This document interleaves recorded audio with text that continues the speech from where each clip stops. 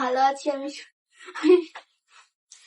আমরা বাঙালি, আমরা মমতাময়ী আবেগময়ী এক বুকাচুদা বাঙালি, যেখানে 11 দুগুণে 22 বছরের ছেলে মেয়েরা বিয়ে করার জন্য হাহাকার করছে, বিয়ে করতে পারতেছে না। আর এদিকে 11 বছরের মেয়ে সুভা, যার কিনা এই বয়সে সিঙ্গারা বুলবুলি মস্তক খেলার কথা, সেই বয়সে পুরো বাংলাদেশকে নিয়ে খেলে দিল।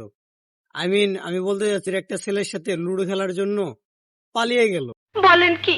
টিকটকার মমিনের হাত ধরে পালিয়েছিল শুভা। আমরা 11 বছর বয়সে বিছনায় মরতাম, আম্মাই টুনটুনির সাথে ঝুনঝুনি বানিয়ে দিত, আমরা দৌড়াইতাম আর এই ঝুনঝুনি বাঁচতো, আর তাকায় থেকে দেখতাম এইটা আবার কি। আর এদিকে ডিজিটাল যুগের পোলাপান মেয়ে ছেলেরা কি করতেছে, 11 বছর বয়সেই তাদের পুষ্কুনি মারা দিতেছে। কতটা বালবাক না হয়ে গেছে। আমাদের 11 বছর বয়সে চোখ দেওয়ানি পড়তো, আমরা কান্না করতাম খেলনা কেনার জন্য। আর এই যুগের পোলাপান 11 বছর বয়সে তাদের নিজদে পানি পড়ে, তারা কান্না করে তাদের পুষ্কুনি মারা খাওয়ার জন্য। এমনি বাসা ভালো লাগে না। আমার কথা হচ্ছে যে ভাই, তুই 11 বছর বয়সে কি বুঝোস, ভালো মন্দর কি বুঝোস তুই ভাই?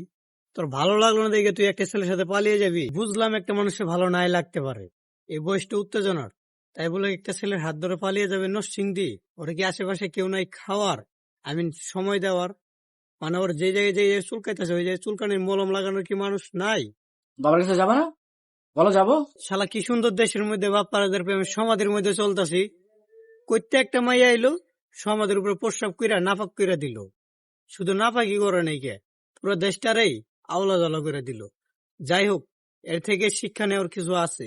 নিখোঁজ স্কুল ছাত্রী আরাবী ইসলাম সুবাকে নওগাঁ থেকে উদ্ধার করা হয়। তো যাই হোক, আবেগময়ী বিবেকময়ী বাবা মাদের বলতেছি, আপনারা বেশি আবেগময়ী বিবেকময়ী হয়ে যারা নিজেদের সন্তানের হাতে মোবাইল ফোন তুলে দিচ্ছেন, তার একটু খেয়াল রাখবেন, সতর্ক থাকবেন। আপনার ছেলে মেয়ে ফোনে কি করতেছে সেদিকে একটু খেয়াল রাখবেন, বিশেষ করে তারা যেন টিকটকে না আসক্ত হয়, এদিকে খেয়াল রাখবেন।